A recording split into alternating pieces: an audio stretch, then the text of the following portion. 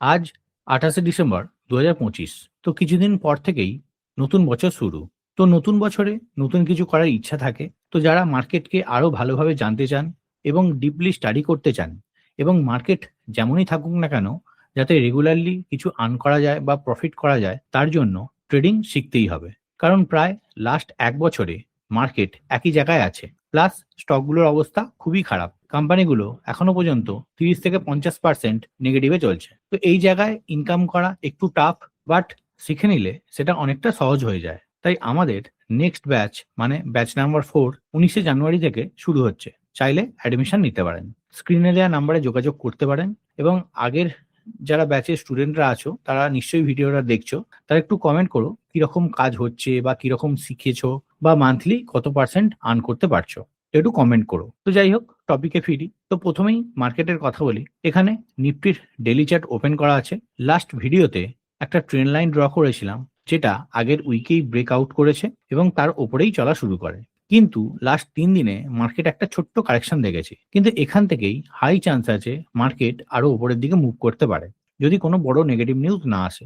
কিন্তু সামনে অনেকগুলো ব্যারিয়ার আছে, যেমন 26,250, 26,340-এর লেভেলে। তাতে অসুবিধা নেই, কারণ মার্কেট মার্কেটের মতো চলছে। কিন্তু পোর্টফোলিও চলছে কি?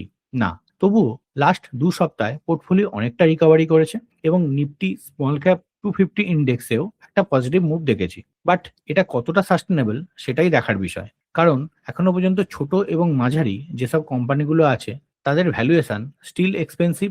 যতক্ষণ না প্রাইস আর ভ্যালুয়েশন ম্যাচ করছে, ততদিন স্টকগুলো পুনরায় লেভেলে ফিরে আসা মুশকিল। এমনিতেই এখন একটা হলিডে উইক চলছে। এই সময় মার্কেটে এফআইআই এর যে পার্টিসিপেশন সেটা অনেক কম থাকে। তাই মার্কেট সামনের কিছুদিন সাইডওয়েজ টু বুলিশ থাকতে পারে। আর হলিডে শেষ হলে তারপর মার্কেটে একটা ডাইরেকশনাল মুভ আমরা এক্সপেক্ট করতে পারি। এছাড়া ট্রেড ডিল নিয়ে এখনো কোনো পজিটিভ নিউজ আসেনি, বা ট্রেড ডিল নিয়ে কোনো ফাইনাল আউটকাম আসেনি। তো এই নিউজটাও অনেকটা মার্কেটকে চালাতে সাহায্য করবে। তো এই নিয়েই সামনের উইকটা চলবে। তো লাস্ট ভিডিওতে একটা সেক্টরের দুটো স্টক নিয়ে আলোচনা করেছিলাম। আশা করি উপকৃত হয়েছেন। নিফটি মেটাল সেক্টর থেকে ন্যালকো এবং জিএমডিসি দুর্দান্ত মুভ দিয়েছে। এইভাবে সেক্টর স্টাডি করে স্টক সিলেক্ট করতে হয়। তো যাই হোক, এই সেক্টরে এখনো পর্যন্ত কিন্তু অনেক স্ট্রেংথ আছে, চাইলে যতটা পারেন রাইড করতে পারেন। তো আজকের ভিডিওতে দুটো স্টক নিয়ে ডিসকাস করব, যারা টেকনিক্যালি খুব ভালো পজিশনে আছে এবং কোম্পানির ফিনান্সিয়ালও ঠিকঠাক আছে, জাস্ট একটু ভ্যালুয়েশনটা হয়তো হাই। তো প্রথম কোম্পানি হচ্ছে ক্রাফটসম্যান অটোমেশন। অটো কম্পোনেন্ট সেক্টরে কাজ করে। প্রথমেই যদি কোম্পানির ফিনান্সিয়াল দেখি, কোম্পানির স্টক পি 67.6 এবং পিজি রেশিও 7.19, মানে ভ্যালুয়েশনের দিক থেকে এক্সট্রিমলি হাই। আরও সিই এবং আরওই ভালোই আছে এবং 5 ইয়ার্সের প্রফিট গ্রোথ এবং সেলস গ্রোথ দুর্দান্ত। এফআইআই আর ডিআইআই এর কাছে প্রায় 40% স্টেক আছে এবং রিসেন্টলি ডিআইআই তাদের স্টেক ইনক্রিজও করেছে। প্লাস লাস্ট কোয়ার্টারের যে রেজাল্ট সেটাও ভালো এসেছিল। তো ফিনান্সিয়াল দিক থেকে কোম্পানির সবকিছু ঠিকঠাক আছে।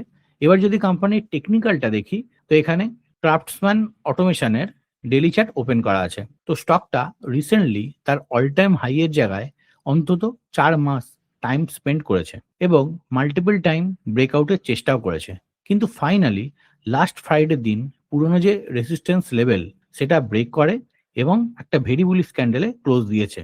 এর সঙ্গে আদার্স যেসব মোমেন্টাম ইন্ডিকেটর আছে সেগুলোও সাপোর্ট করছে। তো এখান থেকে আমরা একটা ওপর সাইডের মুভ এক্সপেক্ট করতে পারি। আর এখান থেকে কোনো কারণে যদি মার্কেটে সেলিং চলে আসে এবং স্টকের মধ্যে সেলিং চলে আসে এবং প্রাইস যদি এই সব লেভেলের নিচে চলে আসে, তাহলে এই প্রাইস অ্যাকশন ফেল করে যাবে। তখন আমরা আর এই কোম্পানিকে দেখবো না। এবং দ্বিতীয় কোম্পানি হচ্ছে করুর বৈশ্য ব্যাংক। প্রথমেই যদি কোম্পানির ফিনান্সিয়াল দেখি, কোম্পানির স্টক পি 12.1, ইন্ডাস্ট্রি পি তুলনায় অনেকটা কম এবং পিজি রেশিও 0.29, মানে ভ্যালুয়েশনের দিক থেকে আন্ডার ভ্যালুড বলতে পারেন।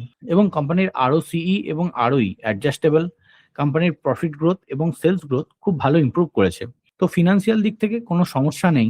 এবার যদি কোম্পানির টেকনিক্যালটা দেখি, তো এখানে করুর বৈশ্য ব্যাংকের ডেইলি চার্ট ওপেন করা আছে। আগের চার্টের মতোই সেম প্রাইস অ্যাকশন।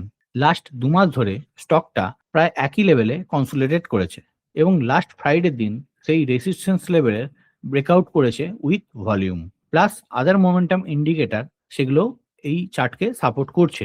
তো এখান থেকেও একটা পজিটিভ মোমেন্টাম আমরা এক্সপেক্ট করতে পারি। আর কোনো কারণে যদি মার্কেটে সেলিং চলে আসে এবং এই স্টকেও সেলিং চলে আসে এবং প্রাইস যদি এই লেভেলের নিচে চলে আসে, এবং এই লেভেলের নিচে ক্লোজ দিয়ে দেয়, তাহলে এই প্রাইস অ্যাকশন ফেল করে যাবে। তখন এই চার্টটাকেও আমরা আর দেখব না। তো সামনের সপ্তাহে এই দুটো কোম্পানি নজরে রাখতে পারেন।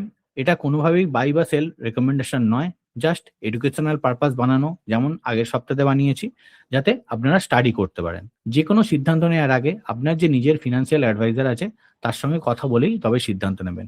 তো এখানেই আমার ছোট্ট ভিডিওটা এন্ড আপ করছি। যদি ইনফরমেশন আপনাদের হেল্পফুল বলে মনে হয় তাহলে অবশ্যই লাইক অ্যান্ড শেয়ার করে দেবেন। আজকের মতো বাই বাই, ভালো থাকবেন, সুস্থ থাকবেন।